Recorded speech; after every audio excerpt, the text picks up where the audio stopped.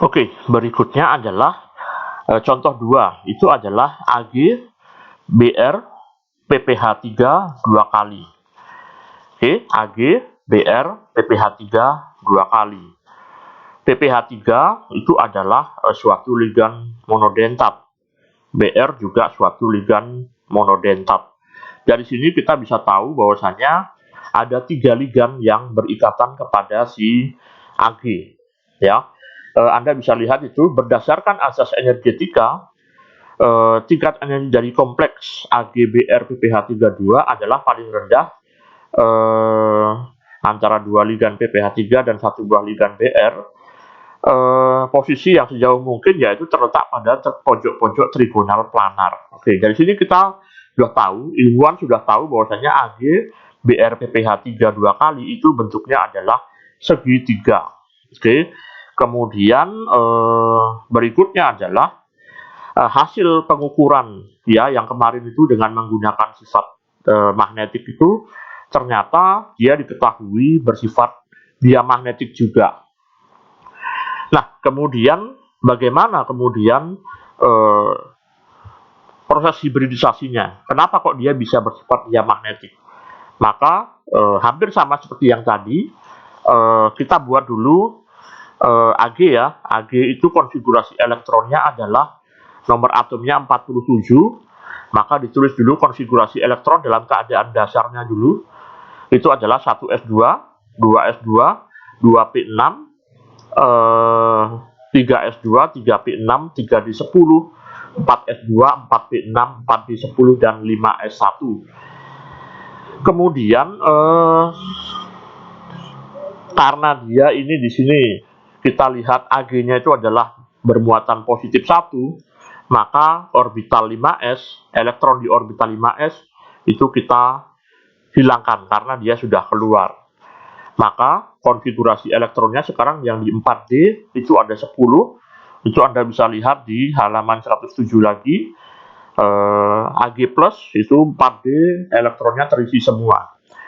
Nah, sekarang karena ada 3 ligan, maka ligannya itu butuh 3 orbital.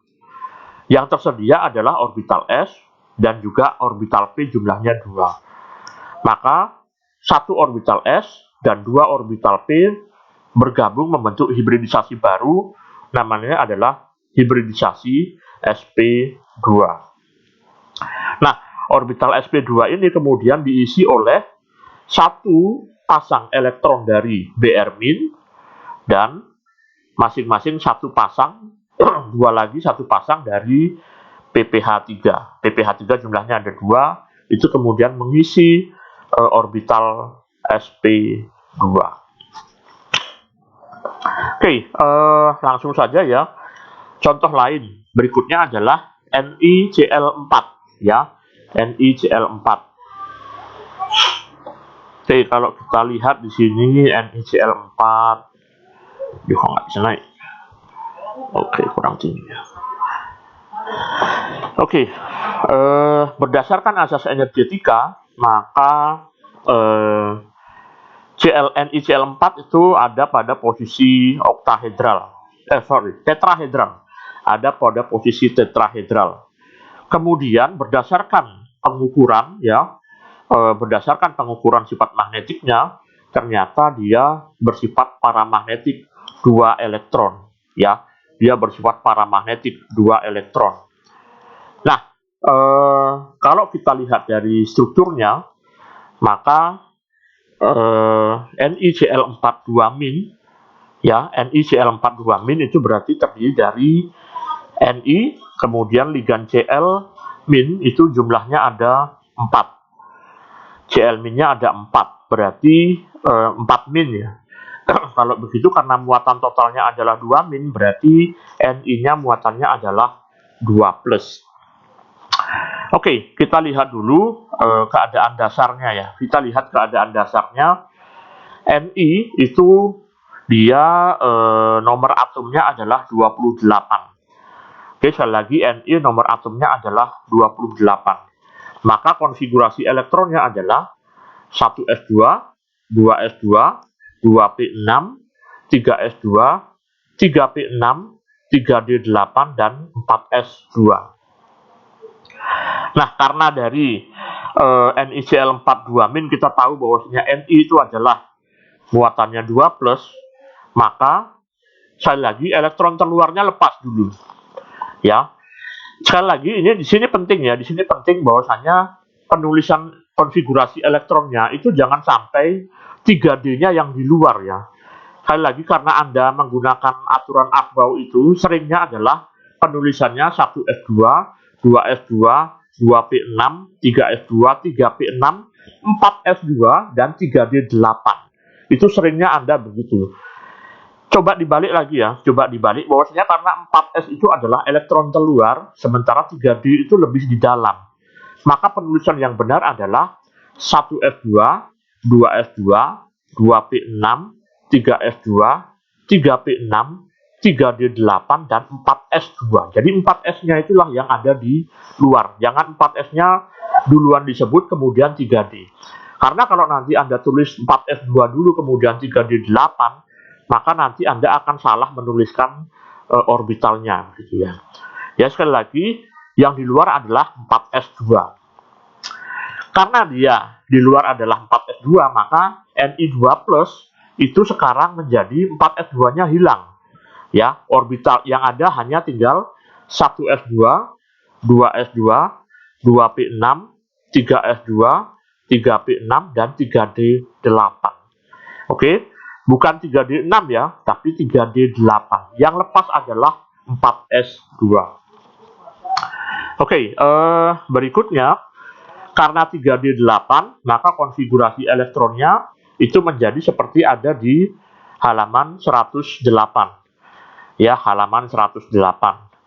Itu kita bisa lihat 3D jumlahnya elektronnya sekarang ada 8. Oke, 1, 2, 3, 4, 5, 6, 7, 8.